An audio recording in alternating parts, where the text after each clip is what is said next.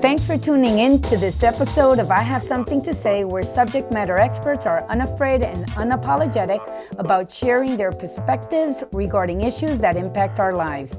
They speak up because basically they give a shit. So if you're tired of canned answers and want to finally hear real people cut through the BS and talk about real issues, this is the podcast for you.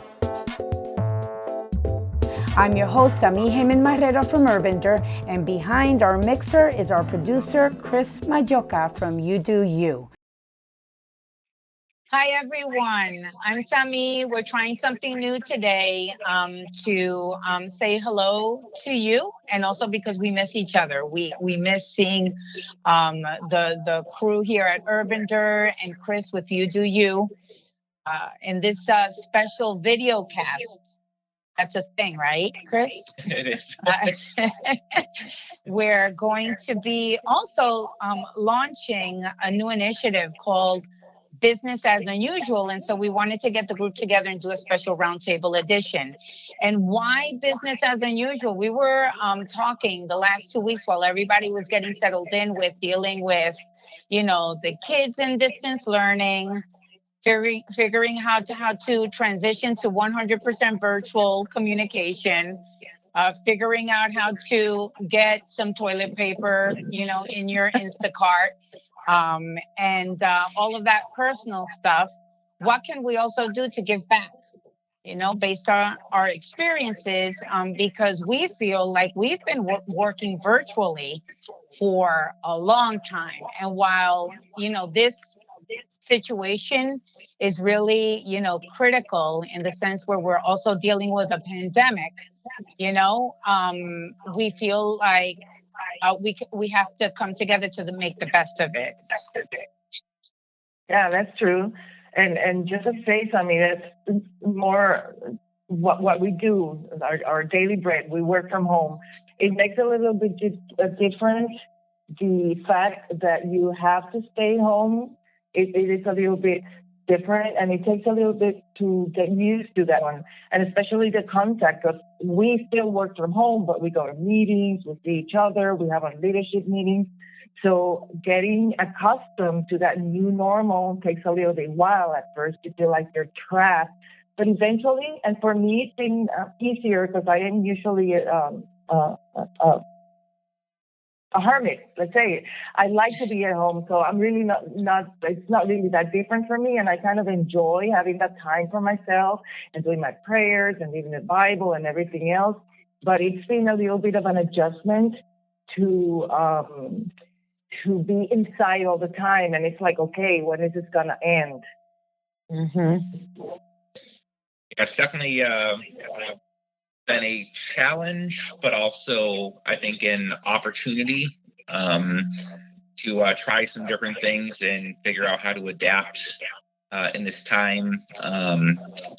It's obviously a new world that we're living in, and new circumstances and new situation, but I feel like where, one door closes, a window opens, and you just have to be on the lookout for how we can manage this, manage ourselves, manage what we have to do, and provide for our families and things like that.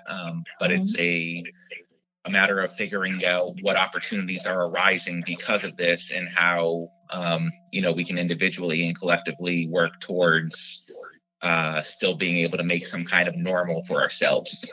Mm-hmm. Yeah, it really is about putting structure to this unstructured time. I think that it varies depending on your family dynamics. So, for example, like Luna, I live alone and I'm an introvert. And so I'm okay with being by myself. But if you're in a family where you have kids, it can be challenging. And so how do we balance our different family dynamics or our schedules so that we're still able to be productive? But also mindful that this is a stressful time for a lot of people. There's a high level of anxiety, and to be patient and compassionate with ourselves and others as we're trying to transition through this unstructured period in time. Mm-hmm. Yeah. Mm-hmm. Yeah, absolutely. We've had this conversation in the last 2 weeks while we were trying to figure out how to tackle our weekly podcast moving forward. And the easiest thing to do at the moment was just we're going to do a roundtable edition because we want to make sure we figure out how to do this. And then, of course, we added the whole video component just because, it's nice to see each other. And we know that a lot of our friends and colleagues listen, to the podcast. So yeah, and see how much weight we have gained. Oh my goodness! Oh my goodness! Don't talk about that. Exactly. But this took me back, and I shared this with all of you, last week when we were, planning this. It took me back to in 2008 when I lost my job. And you guys know the story that I was working for the corporate sector and I was looking for work and I couldn't, when I lost my job, like millions of other Americans, I was looking for work and I couldn't find employment because it was just, that was the situation. And that was really rough. And I decided then to start Urbander, right? To start, our 12 years later, here we are, who knew that it was going to be great, even though at that moment it was out of desperation. And so looking back, it's almost like with the current pandemic, that I look back and I said, wow, that seems like easy. In comparison, this is so much worse because we have the healthcare component, the social distancing, the fear for our loved ones that aren't around or that are in states that are hot spots, including here in Florida. We're based out of Orlando, so it brings a whole other level of anxiety where, for the first, 3 weeks, like 3 weeks ago, I felt like someone was sitting on my chest all day long. And so then, of course, you start thinking, am I going mad or, do I have this, this COVID virus? But we just felt back, as we kept on talking, that it would be great to share how we've been working remotely for so many years. And for some it's business as unusual, but it turns out that it's kind of like almost our normal. Only 15% of what we do on a day-to-day requires face-to-face contact with people. So it's been interesting. Yeah, definitely. And as you say, it's a very different situation, and the worst thing is that it gives you the realization that you are not in control. And that's one of the worst fears that you could have. Because you can deal with hustling, you can deal with going out and finding business. But when you're dealing with something that is there and you don't know where it is, and that's a new challenge that we haven't lived in our lives. Absolutely. And I think, just as I said before, and as we're all saying, it's definitely some unique and uncharted territories, uncharted times. But I think one thing that kind of brings solace to that is that we are all in this together. And so through that, it's not, somebody overseas is dealing with this. It's not our problem. We're all going through this as a collective community and in our individual communities. And it's just figuring out how to work together and make the best of these new circumstances that we're having to endure. I think these times require us to be nimble because each and every day, every time you get up and you look at the news, it's something new that you're learning about this situation. How to protect yourselves, how to protect your loved ones. And it's not limited to just us here in the US. I think that this situation is going to make us a lot more aware from a global perspective. How can we take care of that global community as well as see opportunities for business on a more global scale? Yeah, definitely. And so this is where this, and we're using obviously our platform with this podcast to inform our friends and colleagues on LinkedIn, and we're also going to be posting this on Facebook, that we just want to share our learnings in the business community and through our experiences, having gone through that, transition from nada, like no income at all, and a lot of us have been through that, but starting a business. So it's not easy for new entrepreneurs, for professionals that might have an idea and or maybe have been toying with the idea of launching their own businesses, but you got to pay the bills. Well, right now, if you don't have, an income coming, or you lost your job, maybe it's that moment to explore those opportunities, of launching your own thing. And trust me, I did it in 2008. So we just wanted to compile 5 quick tips and share them with the business community. And we hopefully you find value in them, of what to do under these circumstances. And again, it's Shalanda, you're spot on. It's about being nimble, trying new things. And in that process, try to enjoy it. Just enjoy that creative process and that experience of trying to figure out how to pivot, and surrounding yourself with people that can encourage you, to try new things. And the first thing was when I lost that I recalled, because it was like really what jump started this whole thing 12 years ago with our business, is that I was like, what in the world am I going to do? It's like, I have 12 years of experience in publishing and media. Okay, so that's good. I have something, right, to bank on. But what can I really use what can I leverage to be able to knock on people's doors? Well, first I said, I'm going to bank on my reputation. So far, knock on wood, people respect the quality of my work. So that's the first tip. During these hard times, bank on the reputation you've built throughout the years in your career, with your business, with your clients, with collaborators, with people around you, and reach out to them. Make sure that you give them a quick call and say, hey, I'm here. How are you doing? And make sure that you reach out to them, because you never know what they're working on, how they're coping, and you have those shared experiences that you can lean in on each other, but you just never really know what can come out of it. Just a couple of weeks ago, again with Chris, we were talking about different ideas, and we came up with several possibilities, and we still don't have them, completely fleshed out, but we're working on it, and it feels good. It just feels good to be able to talk on a daily basis. I'm driving you crazy, Chris, right? With my daily calls now. Not at all. trying to, again, bounce around ideas. It's like sounding board, people you trust and that that have your best interest at heart.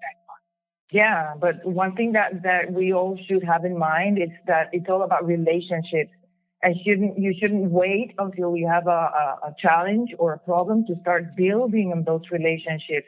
So it's so that when you have the challenge or you have the issue, then you can call people, and it's not out of the blue. It's what's this person calling me about. So you need to bank on that and create that relationship through time, so that then, like Sami had, you had all those people that you had built a relationship while you were working for publishing. So you need to work on that. That's not something that's going to happen or fall out of the sky. You need to work on it, so that then when the situation comes, you can you can start calling all these people, and it's going to be natural. Absolutely. Yeah, no, I think kind of to both of your points, it's important to always be setting new goals and creating new projects, and not have all your eggs in one basket, because you never know when one pipeline will dry up and you need to rely on something else more heavily. And then those relationships, making sure you're building those new things, not just in an isolated tunnel, but with collaborators or at least advisors who can help you out and share their knowledge. And then I think kind of the third thing is a lot of times in situations like this, I'm sure like me with you, you had a personal situation that kind of pushed you over that edge to start your own business. I know that happened with me as well. Just a circumstance that was like, hey, this is the time to act or just continue, with the status quo.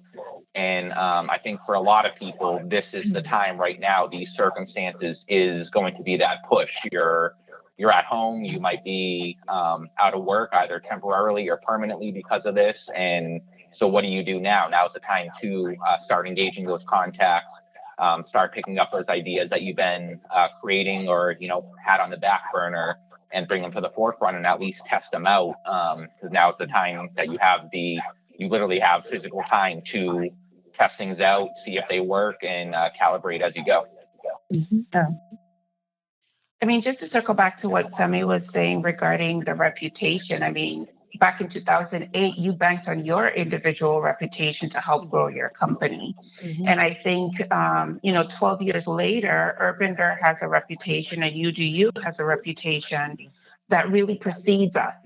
People who are aware of our work, that we have worked with or have experienced the type of projects that we've worked on, have certain perceptions about the quality of our work, right? So it speaks for itself. So that's, I think, as a small business, it's important to be mindful of your reputation, of the relationships that you maintain, collaborating with like-minded people, stepping out of your comfort zone to experience new things, be creative and innovative, because all of that are ingredients to your reputation and your brand and how people will perceive you and the type of people you attract that you'll be able to do business with. So, yeah, absolutely. This is a time where, your reputation will help you either expand your small business, continue your small business. So, yeah, definitely. Yeah. And if your reputation sucks, boy. Like we can't. I mean, we can work on that. You can totally work on that. But like Luna says, that's going to take a little bit of time and a lot of effort. So we can help you with that one right now. That's another podcast. We'll think about it. So that's a whole show right there. Yeah. That's that. But if your reputation is good, if you do have a good reputation to bank on, it's time. It's time to refer others. Pay it forward. Remember that time when someone sent out a reference letter for you or placed a good call or gave you a good, reference or threw you like a hot lead and all of that stuff, or ask for referrals. Or ask for business. Call your friend. Call a friend. I called a friend. Remember that show, like Who Wants to Be a Millionaire? Call a friend. I called my friend Laura. She works at a company out in LA.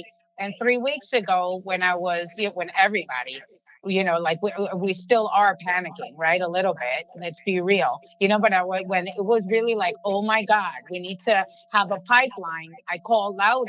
And I said, Laura, I know you have to have some kind of a project around, throw me a bone, and she's like, don't worry about it. I have something for you, and and I'm like, wow, that was easy. But I know her for 17 years. We used to work together at a national Hispanic magazine, like 14 years ago, you know what I'm saying? So anyway, so that's what we're talking about is bank on your reputation and just call your peeps, call your homies. It's okay. And even if it's just a word of encouragement, you'll get something out of it, right? The second thing that we realize that we're really good at and we want to encourage you to do is that we know how to hustle. We know how to hustle. I take on myself again back to 2008, and I literally called that first one. I said, okay, I'm in business. I put the blade between my teeth. And I said, that's it. Where do I start? And I said, I'm going to put a goal of calling 30 people a day. And I literally took out my Rolodex, those primitive, if you don't know what it is, let me just Google it. But if you're too young to remember Rolodex, just Google it. But I took out my Rolodex and I started just placing calls, one person after the other, one person. Like, listen, I'm open for business. I lost my, and I was authentic about it. I lost my job. You know, I'm one of the victims of the recession, and I need you to keep me in mind. Project small or big. I'll even volunteer, you know, to help you out. You know, but that was basically, I was putting myself out there, you know, because I just wanted to work. I just wanted to feel like, you know, I wasn't losing my mojo, you know? Yeah. So, but to know where you're going, you need to have a plan. So you need to create a strategy of what you're going to do, and bank on your abilities and use them to get the business that you want. But you need to have a plan and know where you're going. Absolutely. And I think part of it as well, in making that plan, is taking a moment to evaluate what your line of work or the line of work you're trying to get into, what that looks like right now. Because it's not going to be the same as it was a month ago or 2 months ago. So assess what the situation is, who needs your services or your products, and adapt to that. Like for myself, with video, I mean, I've been one of the fortunate ones, and very grateful to have had work coming in at this time. And it's because I adapted to start reaching out to different mental health agencies or medical agencies that are dealing with getting information out during this COVID-19 pandemic and people staying at home. How do you manage those relationships? And so that's a video content that they didn't normally use, but now that everybody's forced to go online, how do you navigate that space? So it just takes a moment to sit back, say, okay, what does the world look like right now? What does the landscape look like? And where are the opportunities that I can add value to them during this time? Yeah, and reinvent yourself. Yeah, absolutely. And in reinventing yourself, you have to be able to effectively communicate to your potential audience that this is a new area for you, right? Yeah. And so really tailoring your pitch to this new environment or to the new audience that you're appealing to is definitely important part of your hustle. I don't know if I know anybody else who can hustle more than Sami. Right? So listen to her. She gives Jones advice. Yeah, she's a hustler. She's a hustler. Yeah. But you know what? Part of the hustle is learning how to listen. Yeah. Because I recall that when I was making those calls, and I'm telling you, it was people that I either worked with, okay, or that I had spent some time with, you know, at conferences, or, you know, that we had long conversations. It wasn't just, you know, people that I met one time or that sent me an email. No, these were people that I had relationships with. And I got to tell you, some of the people I hadn't spoken to in like 6 months, a year, maybe even 2 years. You know, but I knew that the experience, the shared space we had was meaningful, and that it brought forth the good quality of each other's work, that I respected them too. You know, that I enjoyed working with them, and that I knew that they were cool and that they were receptive and they weren't stuck up, or they weren't hoarders or just mean people, you know, like mean girls, you know, or mean boys. There's mean boys too, you know. So, but anyway, so I knew who I was dealing with, and when I called, I would say, hey, you know, I just wanted to give you a heads up that I lost my job. You know, but we've worked together so well on XYZ. So I reminded them, you know, and then we talked about, remember this, and it just became a normal conversation. It has to be genuine, you know, you people can see right through the bullshit too, you know, so you really have to be authentic about it, and just really have that moment and say, I just wanted to let you know that I'm here for you. You know, if there's anything that you're working on, you know, are you working on anything cool or interesting? What's up with you these days? And then shut up and listen. Shut the hell up and listen. I talk a lot. So, but I know how to find that balance. I know how to shut the fuck up and just listen because you might be missing out on an opportunity, and then you listen. And when the person says, oh, you know what? Actually, and that's happened to us in just the last week, just talking to people and says, you know what? Let me get back to you because I think there might be something. It's not a big project, but I might need your help with something. And then bam, you're in business. And bam, you're in business. Yeah, and you have to acknowledge the value of what you're offering and look at it as from the perspective that they need you, they just don't know it yet. So that's exactly. Yeah.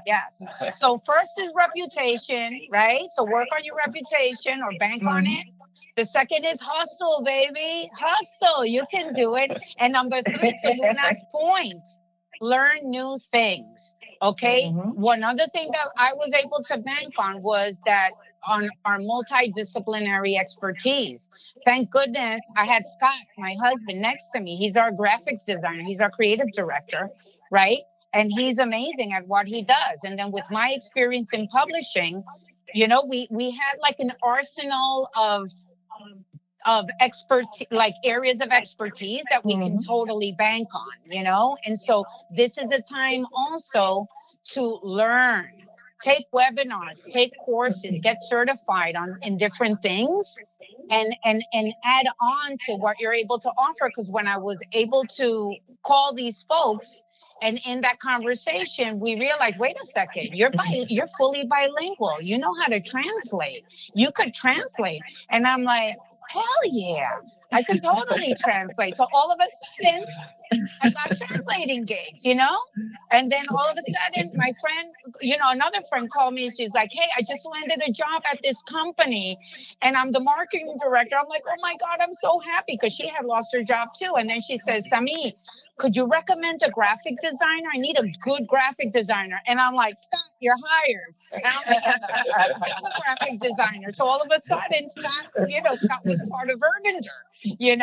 and that's how it happens. Just explore your talents. Sometimes we fall into these and we pigeonhole ourselves, and all it does is you're sabotaging yourself. Right, Luna? Yeah, you're in your comfort zone, and when life makes you go out of your comfort zone, that's when you need to get creative and start reinventing yourself and see what can I do to get out of this situation. So sometimes we need a push to get out of our comfort zone. Yeah, no, I mean, I think you guys are all we're all hitting it right on the head here. Is just having that hustle, having those relationships, relying on your reputation, but as Sami just mentioned, and Luna, the learning, continuing to increase your level of value that you are able to offer to your clients.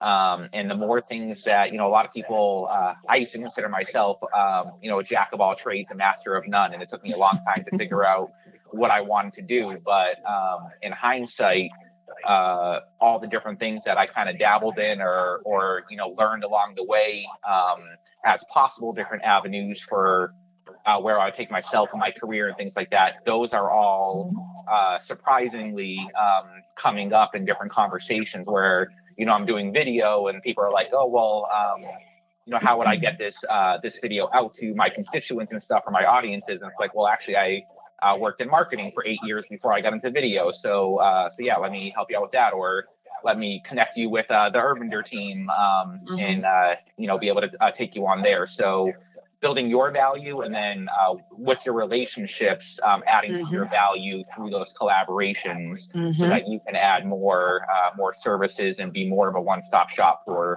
your potential clients.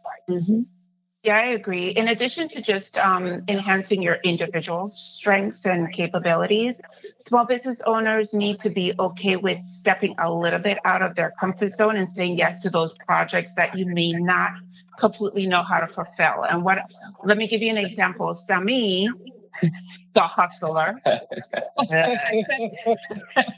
accepted this project for a USDA project that she didn't know exactly how she would be able to fulfill it, but she knew that she could. And that's actually how we started working together. I was just moved to Orlando. I was looking for a full-time job, and I wasn't sure if I wanted to go back into healthcare with the 24/7 craziness, and was considering consulting. And that helped to broaden the capacity for Urbander and what they were able to offer. So adding new people to your team or having subcontractors that you can add to your team to expand your capacity and the services that you're able to provide to your clients might feel counterintuitive at this time when a lot of companies are closing their businesses or slowing down, how many people, the services that they provide or how many people they have on board. It seems counterintuitive, but if it's an opportunity for you to broaden your capacity and target additional clients because you have nice complement of multidisciplinary individuals on your team. When we added Luna, that was a whole nother set of expertise and skills that we were able to offer our clients. And so think about how, Dr. Luna. So think about, it might feel counterintuitive at this time, but if there's an opportunity that might be a little bit out of your reach, see who you could collaborate with to bring them on board or to work on the project. Right, yes, right. And people might be more open to collaboration. Yeah, absolutely. It's about bandwidth. Absolutely. It's totally about bandwidth. Think about it as expanding your bandwidth. And of course, there's always a dating period. It's important to always, start on small projects, to make sure that you have the same vibe, that you're aligned in your values and all of that stuff. We've been working with Chris for over a year now. So it's like easy peasy, So we're like that it becomes easy and you already know the who's who.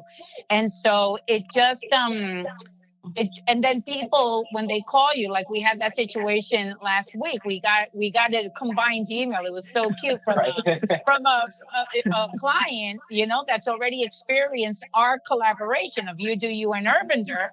And they sent us an email last week saying, hey, I'm emailing you both and I hope you don't mind, but I know that magic happens. You guys right.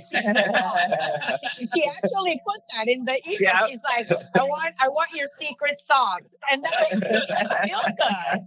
Okay, good. They know that we have bigger bandwidth when we work together. And that's okay too. And like Chris said, also, you may overlap in certain things. We work with Chris and Chris knows marketing. We work with another company, another great group.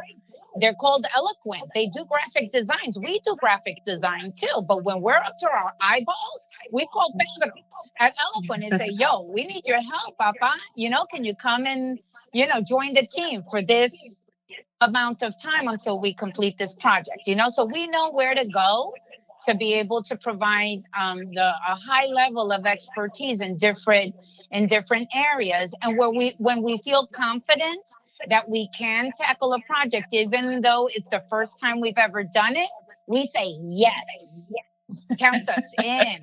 We're going to figure this out because that doesn't sound too complicated. Just do it. Just try it. And you'll be surprised, at the outcomes. So that's the third tip, right? Then the fourth tip is the one that we have an expert. We have a guru in our team on this. I thank the Lord for that. I thank God every single day that Shalonda came into my life. Okay, because everything we do has a strategy, a purpose, and a process. And I'm pretty good at strategy and purpose, like determining how to get there and the vision and outlining the goals and all that jazz, but the process, I hate process and establishing them and actually following them because it's always about, new ideas and stuff, but I'm getting it. I feel like I'm learning, So it's about planning everything you do. Just don't shoot from the hip. And Luna touched upon that a little bit just a few minutes ago. Yeah, and it's a matter of getting the best of each person's talents and abilities. So in our group, Sholanda is the organizer. We call her the whip. So she turns us around and she says, so let's make sure that we're all on the same page. It's like, people start running and actually, Tamika's afraid of Sholanda. When Sholanda, first lips and says, did you look at your agenda? I said, oh my goodness, I'm so freaked out.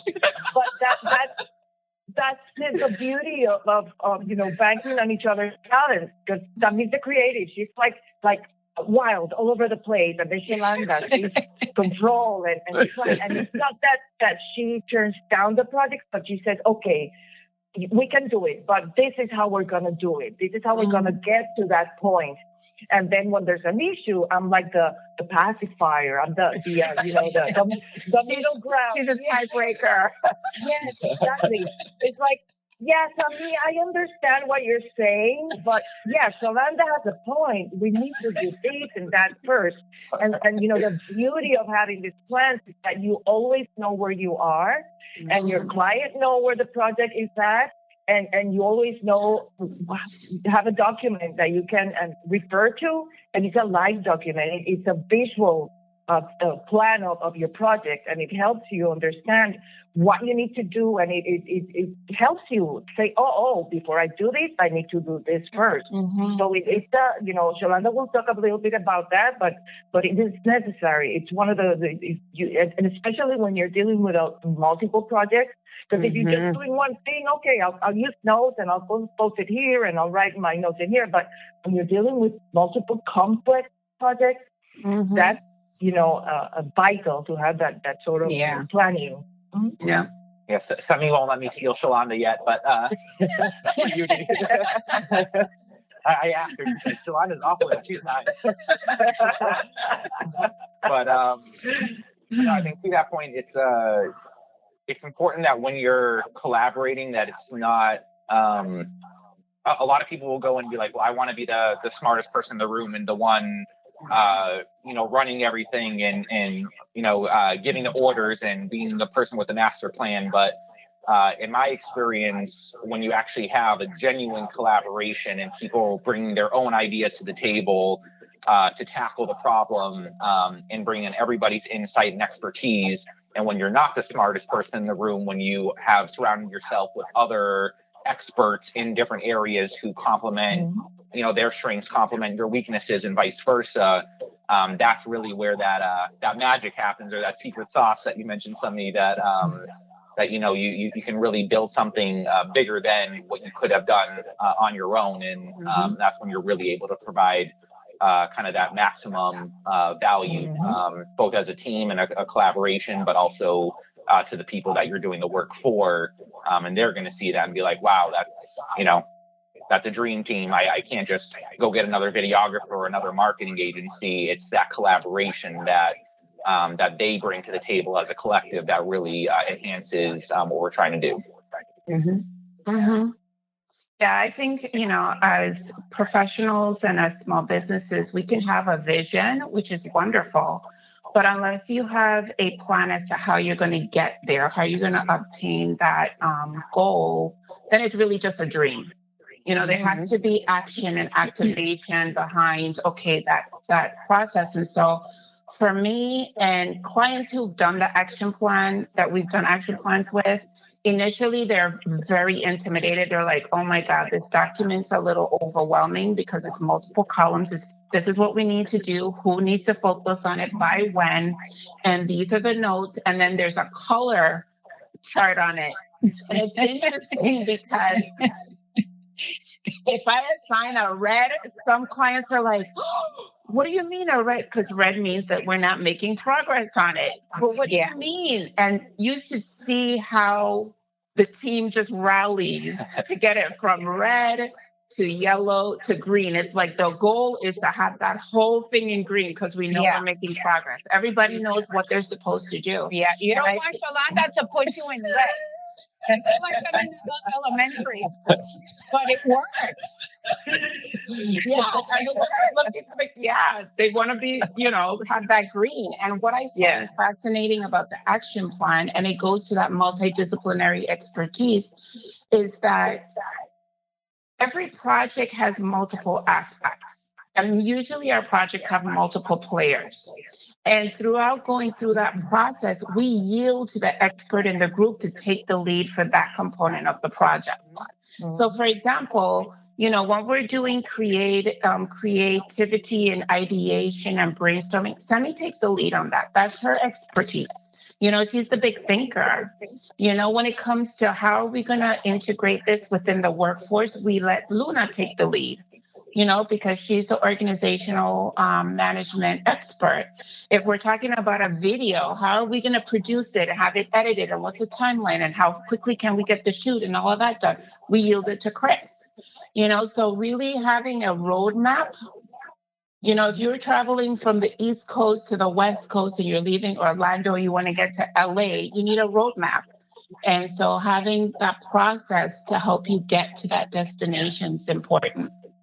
Yeah, and it's about accountability too for us as an organization that we're actually doing what we were supposed to do. So there's a big accountability component. Absolutely. Yeah. But if you're a team of one, right? So if you're starting something, or you're looking for employment, or or you want to advance in your career, or you have your own business and you want to figure out how to get to the other side, survive this. It's not a hump. It's actually Mount Everest. If this is just a serious situation, it's time to sit down and, just put pen to paper and start planning out, okay, what's my situation right now? Where do I want to be? Who can help me? Who's my sounding board? Who can I call to, bounce around ideas in different aspects, people that I trust, that I know have my best interest at heart, and start fleshing that out. And there's different ways of doing it. We have our master action plan templates that Shalonda puts together and holds us accountable to, and it's great because it's at a glance. And once you learn how to follow it, it's great. But other people have other techniques. For example, our good friend Kelly, Kelly Burton, love her. And Howard Rodriguez, love him too. They both, we realize that they both have the same technique. They use sticky notes, to really figure out, they're more visual that way, more hands-on. So that's how they plan and strategize. And then of course they eventually put pen to paper, but they go through that exercise first of figuring out what's the low-hanging fruit, what is the order, what is that roadmap. And so, explore different ways until you find the one that feels just right for you. And then you'll be able to take off, and things will just unveil themselves in that process of exploration and of planning, So again, plan. You have time to plan, dedicate half an hour every day, or when you feel inspired. Sometimes you're like, well, nothing's working today. So just put it to the side and start the next day, until suddenly your juices will start flowing and things will start happening. And I'll just add real quick that, the other important part to planning is actually taking action. Some people will over-plan, where they'll plan for months and years on end and never execute any of those plans. In order to have the most viable and accurate plan, you have to start putting those things into action and then tweaking them to say, well, this didn't work out that great, but this did, or maybe I'll try this. And then you change that plan and try it again the next day, and then continue to build onto it. So that way you have a plan that that works, and not just one that you spent months doing, and then you realize at step 3 that you were way off and wasted months of planning. So I think that's the taking action and putting your plan into practice is the other really important part.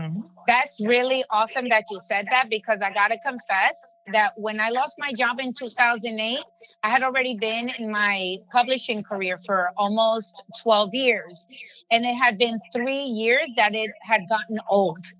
I had already been toying with the idea of starting my own business, but I was so comfortable, man, making 6 figures and having a corporate credit card and traveling all around the country and eating in nice restaurants and all of that.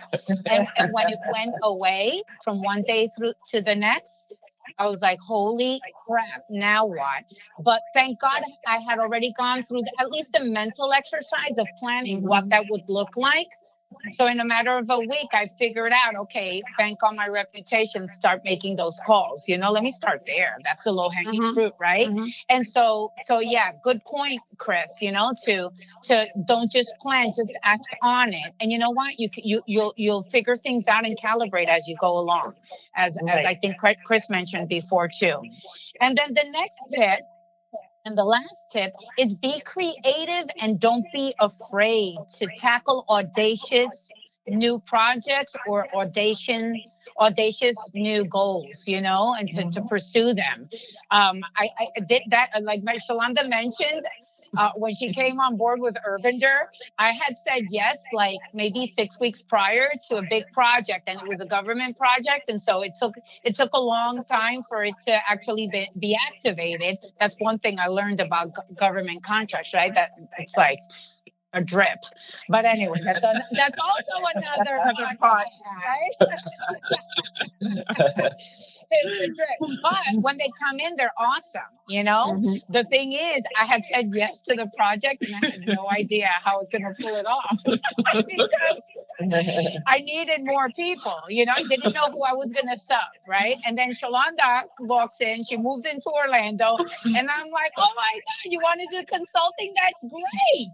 I have this project. Can you help me figure out how to get from A to Z, right? And we banged it out, and it was awesome, flying colors. It was great. Anyway, but yes, so but even before, Shalonda became available, I wasn't afraid of taking on that big project because I knew I would figure it out. So don't be afraid on being creative. On exploring new things that you've never done before. I had done a couple of requirements on the project, deliverables, but there were a couple of other things I had never done, but I knew I could figure them out, and especially having someone like Shalonda on the team who had that experience. So it was like, oh my God, this is perfect. And then we recruited my brother for all the IT stuff because he's an IT expert, and so it was fantastic, again, with flying colors. Another example I wanted to give was, remember when we celebrated our 10th anniversary, Shalonda? Oh my God, I almost had a cow when she sat me down and she says, okay, next year is our 10th anniversary and we need to throw a big party. And I'm like, okay, how big? And she's like, well, I sat down with Jackie, our friend who's an expert in event planning, right? I sat down. Yeah. Did you hear the story, Chris? You know this story, no? Yeah. I sat down with, she tells me, I sat down with Jackie and we planned, of course, because that's her thing, right? Planning and process. And we did a preliminary plan and a preliminary budget for next year, to incorporate into the budget this big party. And it's going to come, mind you, we're a small business, right? Okay, it's going to come out to $25,000. And I said, are you out of your freaking mind? Are you out of your mind? You and Jackie have both lost it. Okay? You have both lost it. It's December, things start slowing down. January is always dead, And so how in the world are we gonna, pay for this? So she's like, breathe. She's like, take a deep breath. Take a deep breath. Mindfulness. Yes, yeah, she's mindful of my feelings and my hysteria, right?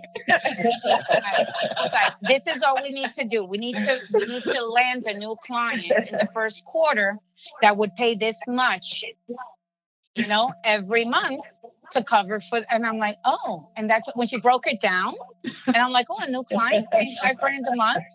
That's it. That's all we have. That's it. That's all we have to do. And she's like, yeah. And I'm like, okay. So then what did I do? She sent me out to do my hustle. I go, now that's your job. I'll plan everything with Jackie. Okay? I'll plan everything with Jackie. And then you just go out there and hustle. And you know what? We did not for nothing. But we had, if I could pat ourselves in the back. It's okay. It's not boasting. Yeah. It's just, we had a badass party. We had fun. Yeah, we had a good party. Yeah, and it was a way to show appreciation for our clients and those people that have support Urbander over. It was a celebration of them too, Really so of the community. But it was an audacious, well, in my eyes. Clearly, it wasn't an audacious project for Shalonda and Jackie, but it was an audacious, and so we pulled it through. Yeah. Yeah. It's we shouldn't be scared of stepping out of the box and finding a way. It's only impossible if you think it's impossible. You just need to find a way to do it, and change is difficult, so you should be prepared for that.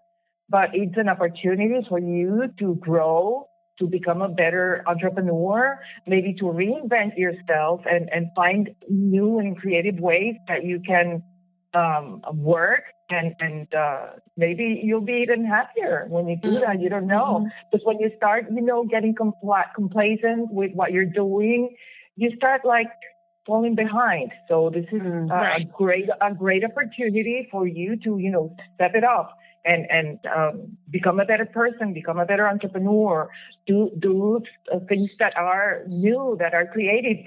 Now everyone is doing online concerts, free concerts.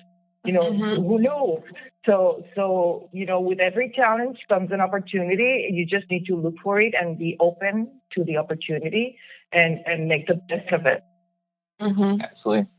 Yeah, I think there's and not to make the podcast more serious here, but I think there's also some other elements, especially again, I just finished a whole series of videos for a mental health agency talking about what's happening during this time, and the more you sit back and wait for things to go back to the way they were, and the more that kind of window or box narrows, is the more you're going to feel trapped and stuck. So even just from a mental health perspective, aiming towards new goals and new ideas and having new projects to tackle, that's going to be a very beneficial thing. And then also, just to break down the reality of it, is some people or some companies might not start back up after this. Some companies might be shutting down, and the job that you had or the work that you were in won't be there. So what are you doing with your time now to prepare yourself for any possible outcome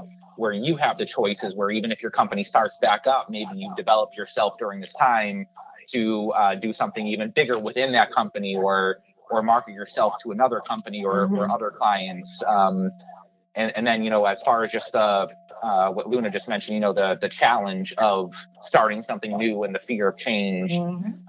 There's a Chinese proverb that says, he who says it cannot be done should not interrupt the person doing it. Absolutely. And so no matter how crazy the idea sounds, this is a time of new, and people are going to be looking for that new thing, new developments. I think even online content is going to just change drastically during this time, because there's so many people focused on it right now, that people are going to be creative and find new ways to use it or maximize it or make it better. And so why not that person be you who's doing something to change this and do something that's just a little bit unique that nobody's seen before. And when this is hopefully sooner than later all over, and we start coming back and figuring out how society's going to work moving forward, that you feel comfortable knowing that you have an avenue and you've created a lane for yourself where there's options, and that you're in control, as opposed to being a victim of the circumstances that we're all going through right now. Right. I think, if we look at this situation as a blessing, Mhm. it shifts your perspective of us being at home. I mean, before, when everything was normal, most people, if you couldn't exercise, oh, I don't have the time to take on a new project. Oh, I don't have the time to go visit family across the country. Oh, I don't have the time. We were so busy on this rat race, nobody had the time. And so if you look at it as the universe has afforded us the opportunity to just stop, pause, breathe, reflect, opens you up to those creative juices, to look to making those investments into yourself and to tapping into those areas that before you didn't have the time, right, to do. I'm a firm believer. If it's something that's important to you, you're going to make the time. You're going to find the time. Okay, so now that we have time, this is your opportunity to be audacious, right? With your life, with what you want to do, with your business. Be audacious, think out of the box, and do the things that you've always been putting on the back burner that you didn't have the time to do. Yeah. Be creative. Yeah. And dream big. Dream big. Yeah, definitely. It's important to do that. And if you have kids too, it's like now, I have two children that, it's like we're all homebound now. We have all these worries, from a healthcare standpoint. We see all the sad news. I mean, it's like every day. It's like I cry. It's like when you see the despair and the families impacted and our healthcare professionals, my God, and the people that work, that are essential workers, that are in the grocery stores. I mean, every time we have a delivery, I wait there. I wait by the window to make sure that I see the person that's delivering my groceries, because I want to bless them. I'm like, thank you. Like I can't, like, I don't want to get all choked up now, but it's like, I can't thank them enough, I can't thank them enough. And so as we pray, for loved ones that are not near, for people that have experienced loss, for people that are keeping things going, like essential, services and getting products to us, going. And as we're trying together to overcome this existential crisis that we're living together, try to, use these spaces where, we can be creative, where we can reach out to people. My kids hear me. My kids hear me when I'm talking to Chris, when I call Shalonda, where I'm speaking to a client, where we're trying to make, again, the best of these situations from a working standpoint, although from a personal and, human to human standpoint, it's like we're completely out of control. So like it's out of our hands, so again, what we can control is our narrative, what we invest our time in.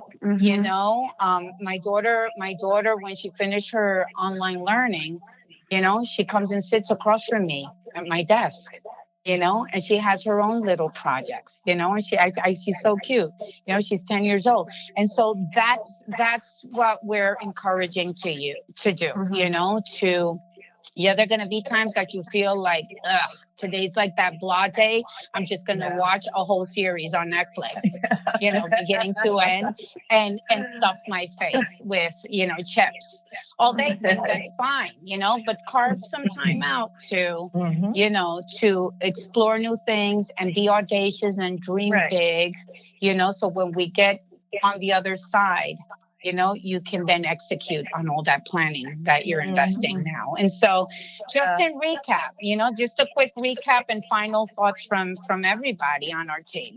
First, reputation. Bank on your reputation. That you can control that. And if you don't have a good reputation, work on it. You know, you can do it. Number 2, hustle. One of the things though that I learned was when I was hustling back in 2008 during the crisis, I only called people that I knew or that knew me, because I realized that cold calling or calling people that I didn't have a relationship with during a crisis could come out across as being annoying. You know, so And I didn't call insensitive. anybody I didn't know. You know, this is a temporary thing, and so unsolicited calls may sometimes be a turnoff, actually. You know, and I tell you from experience. Okay, number 3.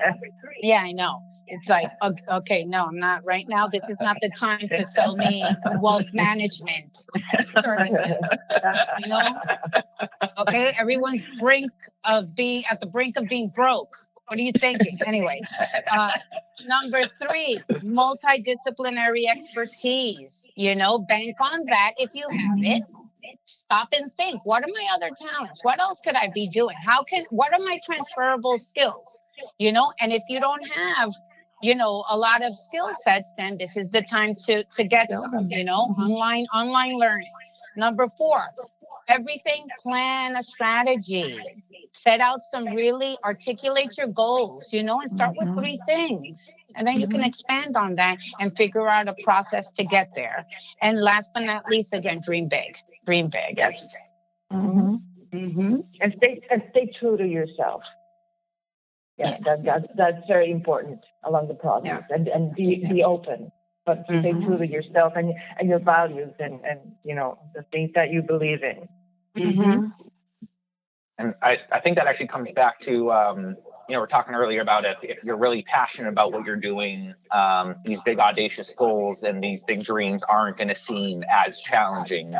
And what you just said, Luna, you know, making sure that whatever you are doing or creating, and it doesn't have to be like, you know, an extreme measure of this, but if you can do something or your talents or your skill sets or your ideas are something that can help the world in this time, lead with that and try doing something that's going to align who you are and what your values are with your business, and your customers will definitely see that. I know, you know, all of you at Urbander and with You Do You, we lead with our hearts on our sleeve. And people will hire us, yes, because of the quality and excellent work that we do, but also because of the people who are behind that work, and knowing that those people care and are doing it for the right reasons and a good reasons and from the heart.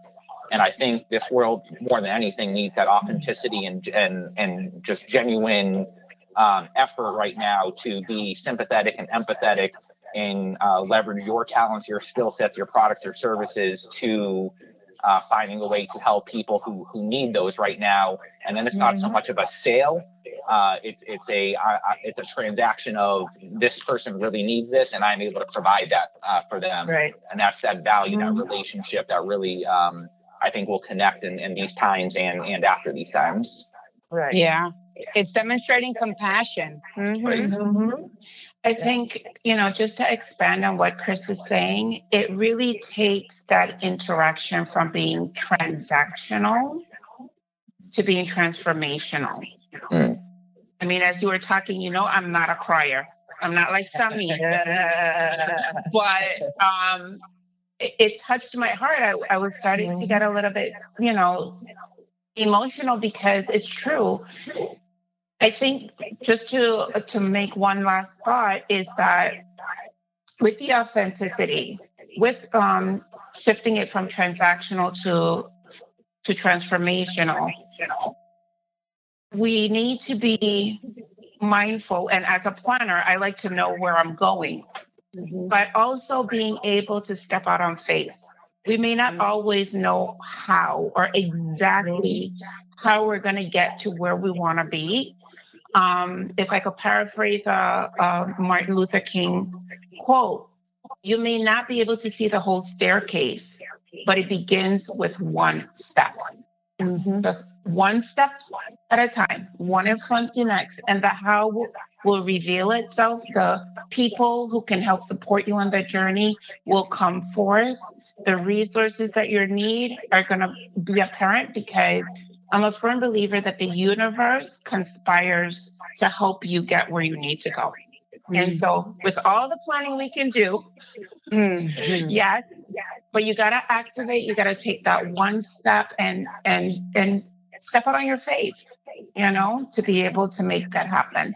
Wow. And that's coming from a planner. So you better listen. Listen, guys, I think this was really great. I really needed this, I mean, this is like therapy for me. So thank you. And it's so good to see you guys. Yeah. And so listen, Can't wait to give you hugs and kisses. When we can do that again. Oh my God, you all better be ready for it because it's going to be a love fest. I know. Yeah. Listen, yeah. The good thing is that we know that even if we're far apart from each other right now and can't see each other and grab a cup of coffee together, that there's mad love, right?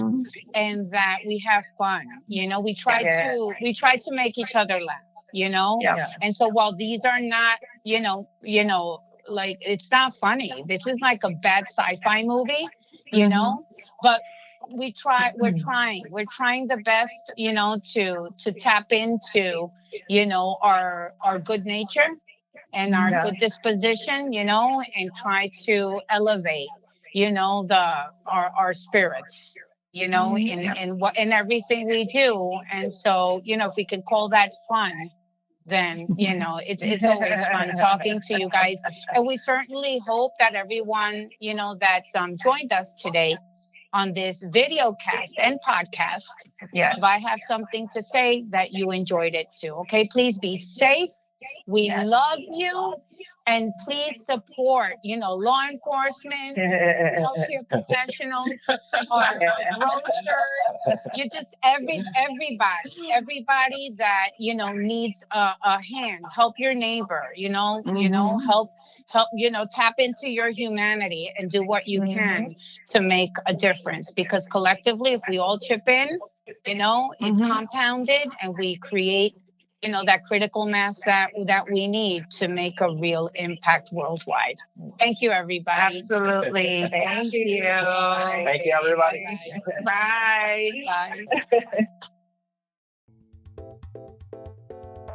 This concludes this episode of I Have Something to Say. We want to thank you for tuning in. Don't forget to tell your friends about us. We're on Spotify and iTunes as well. There's more to come next week. And remember, if you have something to say, it's time to speak up.